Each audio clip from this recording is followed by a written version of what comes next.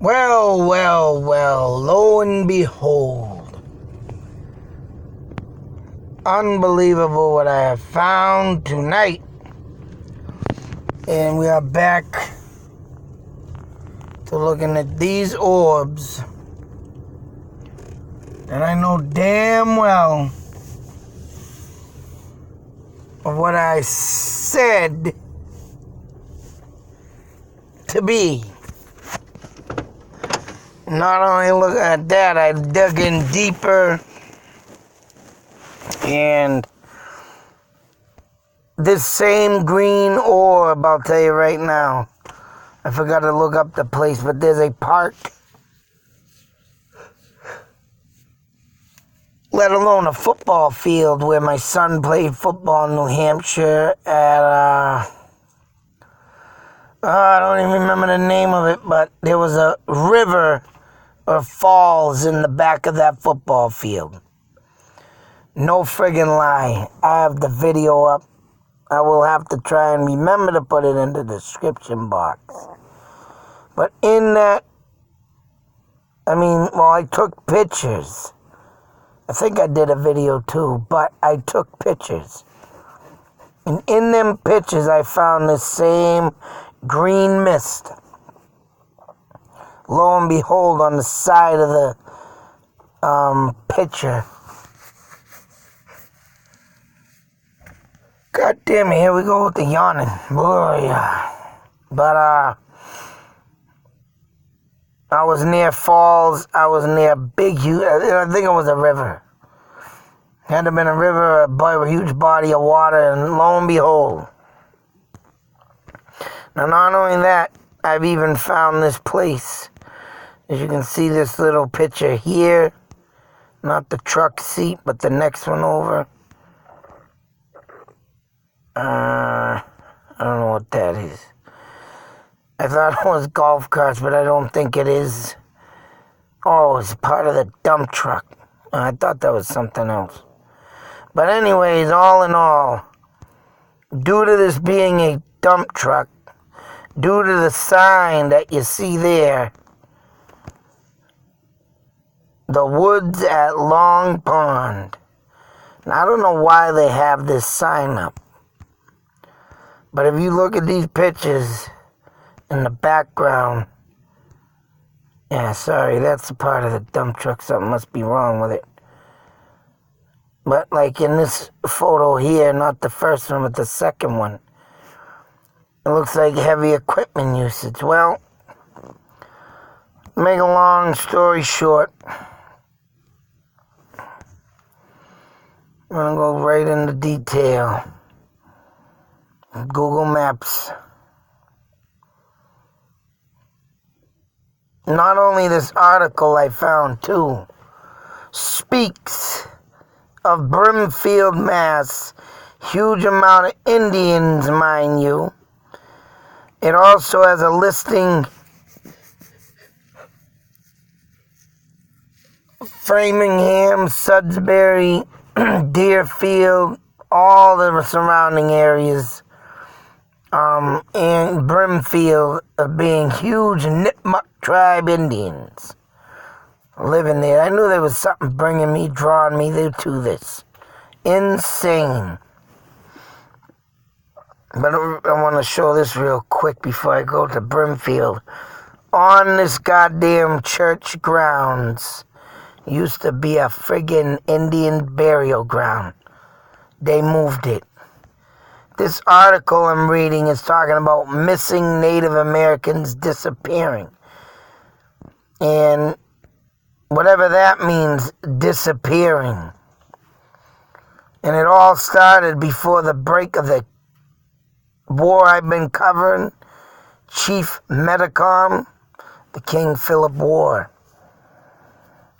And Brimfield is a part of this whole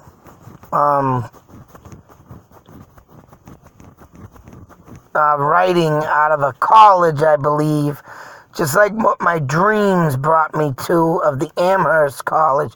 This is I think it was a writing, and they brought it up to modern times, And one of the locations is right here off of Route 9 as we speak, Indian burial grounds. Now, they didn't say nothing about Brimfield having any burial grounds, but they do say, of course, huge part of the, Nipmuc tribes lived in this area. They had a cornfield, a field to grow. Obviously, they used this as farming land. And the reason why, and I looked up the White Pond, or the Long Pond, excuse me. Lo and behold, there's the Long Pond. And where they're selling this truck, right here, Velvet Green Garden Center. As you can see all this in the back. I mean, I have to laugh, but they run right along. As you see, the woods at Long Pond. Must have a friggin' sign somewhere in their yard or something. But there's a walking path, I believe, yep.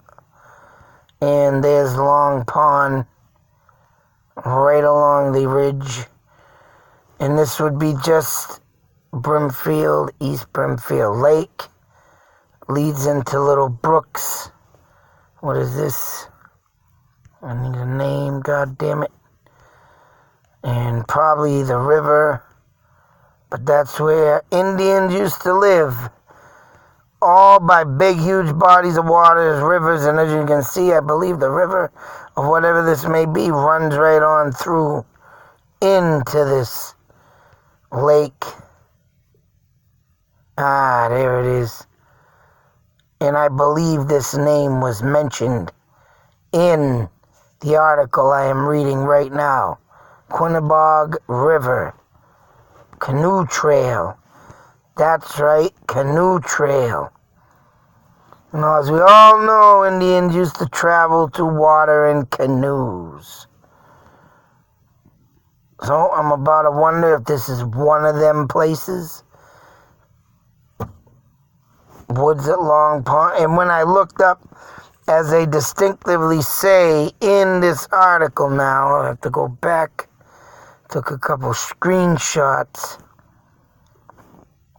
Neighboring Munson Native people had inhabited Deer Pond and Moose Mountain at Brimfield. Nipmuc people had created a 2,000-acre growing field, while in 19th century Indian Field Hill recalled another area where older town inhabitants have seen native cornfields, relics, and traces of natives were to be found in several locations in Brimfield.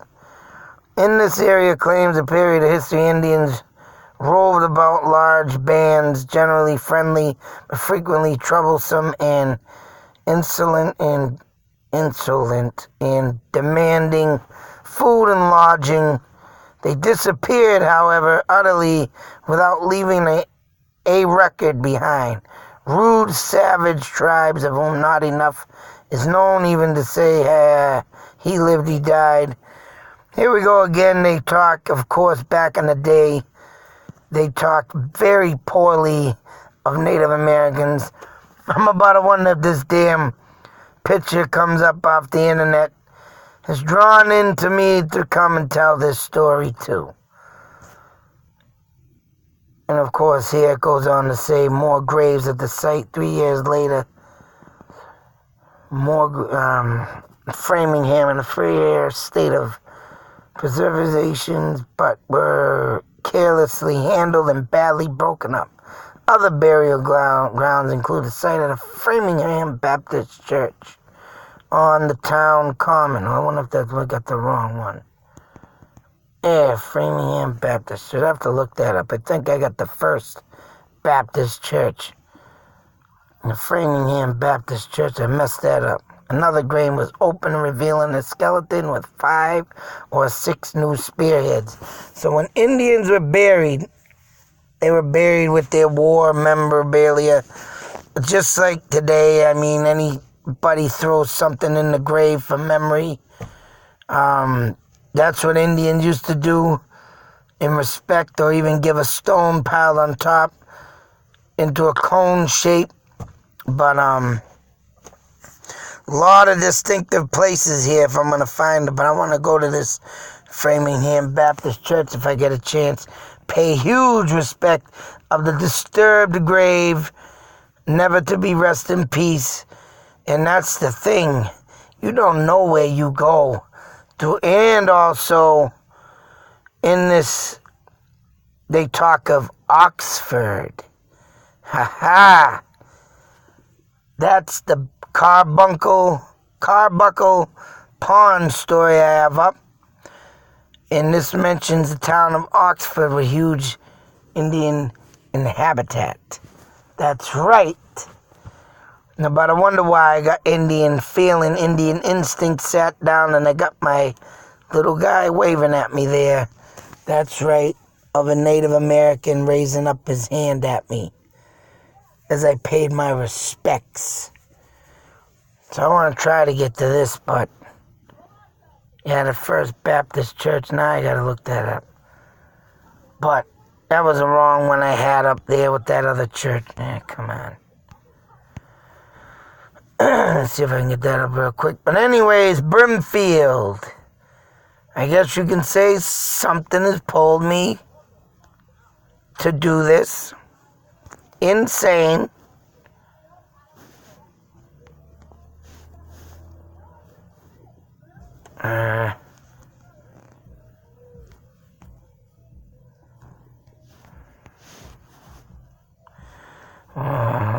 Try and pull this up real quick.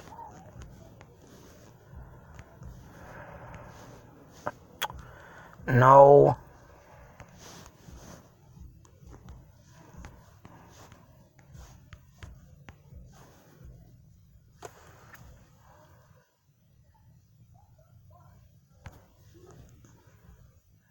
See what this brings me to. But, like I said, just to show you,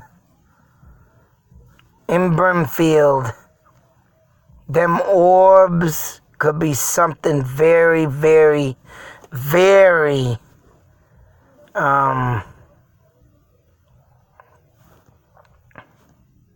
sacred orbs right there.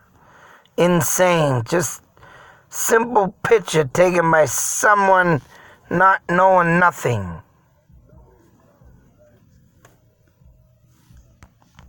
And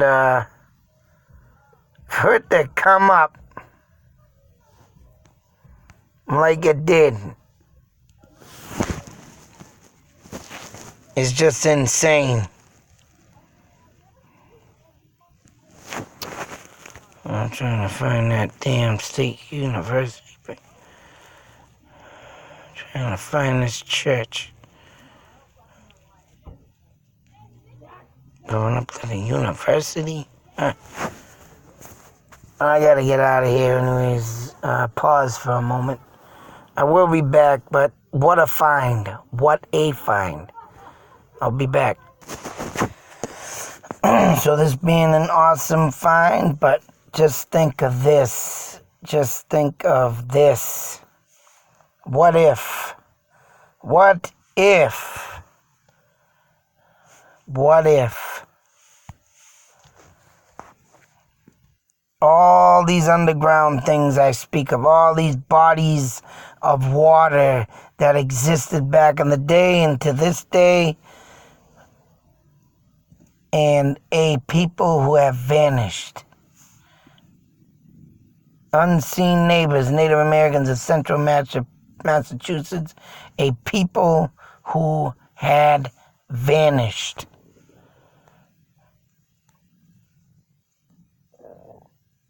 What if aliens were coming out of the water back then and taking the natives in for observing, trying to figure out their nationality, their race, and what kicks in these people? You know, it could be everywhere that they looked around, got different kinds of people.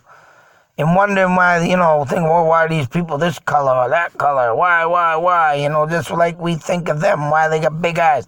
Why they got tentacles? Why they got all this crazy crap hanging off them? Why they look so, buggish? Well, I'm sure we're as strange as them, we are to them as they are to us. And what if this is made what was vanish? All the friggin' underground traveling tunnels of aliens coming up out of the water, disappearing Indians, huh? Or anybody at that. Who knows?